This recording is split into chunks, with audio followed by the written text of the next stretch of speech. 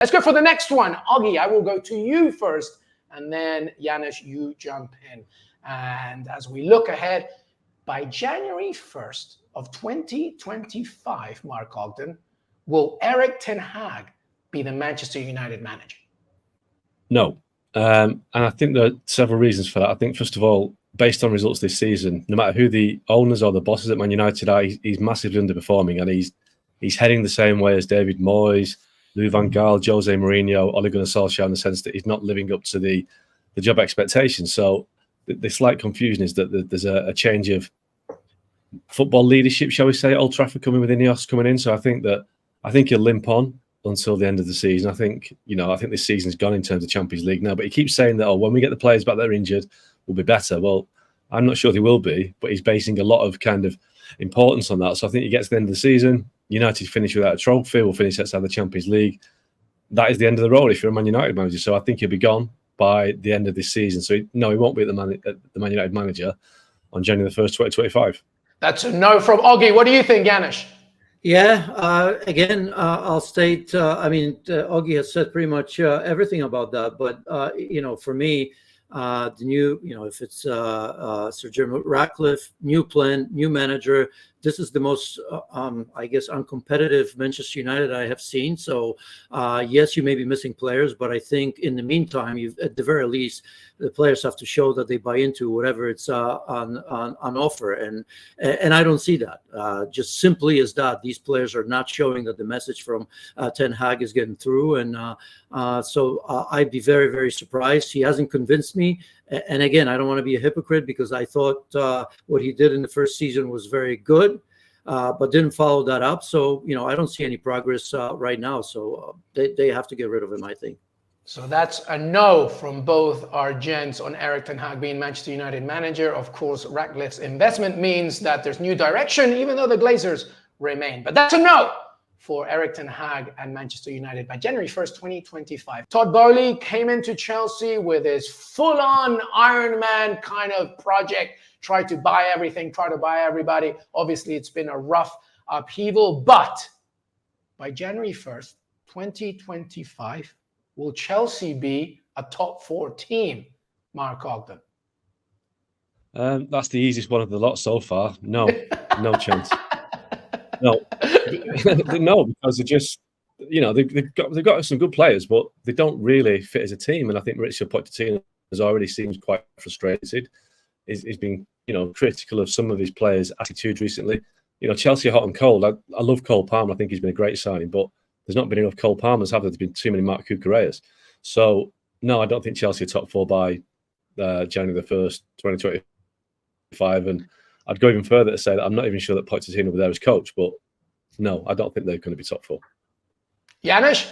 I think somehow they'll get this right. I mean, there's a lot of chaos and there are a lot of young players, obviously inability to play any of them together. I suspect there wasn't a time, some of these players haven't played with each other on the pitch just yet. So, look, I mean, obviously transfer windows are going to be important. I still believe that Nkunku is going to get them better. Another striker, another very strong center back, because I just think that Chelsea, ultimately, that midfield is going to be, I'm going to stop short of as good as, when N'Golo Kante was there. But you can't tell me that Enzo Fernandez, Caicedo, Lavia, and, Gallagher, if he's still there, and they may get some players, they're not going to come good. I think that spine may just get better if they get that center back and maybe a striker that has some consistency, I suppose. And I just have a feeling that it's been so bad. There's been so many players out.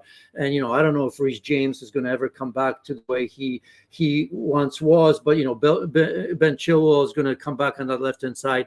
And I do believe that a lot of these top teams are sort of in transition, and that includes, to a degree, even Manchester City. So I wouldn't be surprised if this is going to be turned upside down. And finally, and you're right, Mark, it may not be under Pochettino, but I'm going to say quietly yes.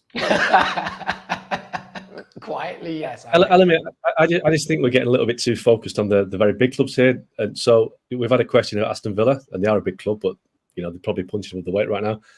Your team, do you think Villa will be a top 4 team this time next year?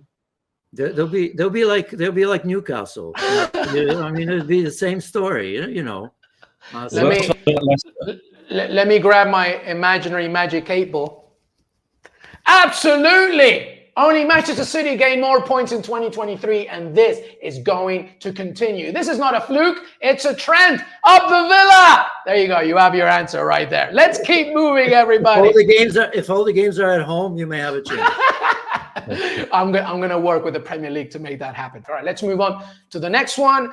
Obviously, Liverpool leading the Premier League table as we speak. 45 points is a tight table, but they're leading. That's good news. The bad news is that Mohamed Salah has gone to Africa Cup of Nations. If Egypt make it to the knockout stages, that's a possible 6 weeks away from Jurgen Klopp's side. Obviously, they're good, but with Mohamed Salah, they're a completely different unit. So the question is not really about this season, but will Janusz, by January 1st, 2025, will Mohamed Salah be at Liverpool? Yes. I mean, he's already an absolute legend. I mean, breaking records left and right. I know there's going to be temptation, obviously, Saudi Arabia, because of money. I don't know if anybody else, I'm just looking around and saying to myself, yes, there's always that, hope that, if Barcelona, Real Madrid call. I don't think he's already at one of the greatest clubs in the history of football, right? If you look at trophies and all that. And, a few months ago, I thought that he would leave because maybe even Liverpool at certain time would want to cash in because that rebuild, right? I mean, I just, they're rebuilding as they're going. And I just didn't think that Jurgen Klopp was going to put this sort of season together this early with all the issues they've had in the back and then total rebuild of the midfield for the most part. But, there's one player that regardless of what's happening in the club is doing what Mo Salah does, and he's evolving because this is not the same Mo Salah that we remember 2 or 3 years ago, where he was able to beat 2, 3, 4 players on the run. He's doing it in a different way. He sets up a lot of goals as well, which is important because we often forget that 8 assists on the season, 17 goals in the Premier League. So look, I just think that. I think he's just going to be one of those legends that we're going to be. I mean, even if he leaves, he's going to be a legend. But I think that we're going to see another year or two out of Mo Salah at Liverpool. This one is so hard to call because Mo Salah's 32 in the summer, and that really isn't an age. And Liverpool shouldn't be judging him on his birth certificate, but that is the reality of the modern game. And I think he'll have a year left on his contract. There will be another bid from Saudi Arabia, and it could be more than £150 million. And that is a massive offer. But I think Salah's still got a good 3 or 4 years in him. He's such a good player. And he's their talisman. Like Janusz says, top scorer, top creator. But if Liverpool are offered £150 million for him, and they get an indication that Kylian Mbappe would be interested in going to Anfield, then what do you do? Do you think, Mbappe's 25? I mean, it really is an impossible one, but you also have to consider as well that for Mo Salah going to Saudi Arabia, he is an absolute legend in that part of the world. The Middle East is where he's from. Egypt and Saudi Arabia neighbours. The culture wouldn't be an issue for him. There's so many difficult issues to address. But I think if I was at Liverpool, I'd keep him. But I think there's going to be so many elements to this that make it so hard to call. And I think it's 51-49 that he goes right now, just because it's Saudi Arabia and it has more of an appeal to him than it would to many other players. So it's a yes from both sides. I'm sorry. No. So Janusz says he's staying. I'm keeping him. Janusz is keeping him at Liverpool, but Mark Ogden is very slightly saying that he's off. Him and Kylian Mbappe, Mark, winning everything. That's the name of the game for big clubs. You can't wait. I hope. Yeah, well, I hope Liverpool keep him, but I think a big part of this narrative is what Liverpool's ownership is willing to accept, like you said, if that big money comes in. But amazing what Mohamed Salah continues to do. Joint in goals in the Premier League, joint leader in assists as well, and he's on course of making his 7th consecutive season with Liverpool with 20+ goals. Unbelievable. January 1st, 2025. Let's go with Mark Ogden. I want Janusz to jump in. Not the worst one. This is the worst one. Well, that's good. I'm giving you more time to think. Mark Ogden, obviously, we know how omnipotent or almost omnipotent Manchester City can be. By January 1st, 2025, Pep Guardiola's side, will Man City have won their 4th consecutive Premier League title? I think they will. I think that the results over the festive period were the only winner of Man City. You know, Liverpool dropped points, Arsenal dropped points, Villa dropped points. I just think that the way it's going, that City will come back and do what they always do in the second half of the season, because they've got such a big squad.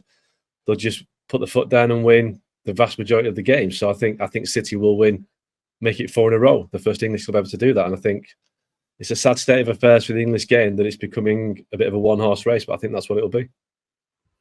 Janusz? Yeah, I was hoping to say otherwise. And, I think, Liverpool is a possibility simply because I think they've been there and they've done that, right? I mean, if one team Pep fears is probably Liverpool and Jurgen Klopp, because, that experience of fighting Manchester City over the years and winning once, I think is very, very important. So, still some leftovers there, right? But I just worry a little bit that this team, as we've mentioned, is punching above their weight just a little bit, and you say to yourself, look, I mean, I just saw it before the last game, before the new year. I mean, Arsenal were 10 points worse when they were last season. I remember where Manchester City were. I mean, at one point, what was it like, Mark? I can't remember, like 12 points with games in hand and all that. I mean, it had such a big gap, and then you see it, Arsenal paying the price, I think, for playing in Champions League as well this season, in terms of tiredness of their key players. So thinking about Haaland returning, thinking about De Bruyne returning, thinking that ultimately Pep Guardiola will figure out his back four, because he's done it in the past and they've been known to be the best in the league. So I just have a feeling that ultimately Manchester City is going to be much tighter, I think, but I think ultimately Manchester City will win it. Yeah, you mentioned a key point there, Janusz. I feel that the timing of injuries and people coming back is going to be play a massive factor in the second half of this season. But yes, from both Janusz, Michallik and Mark Ogden.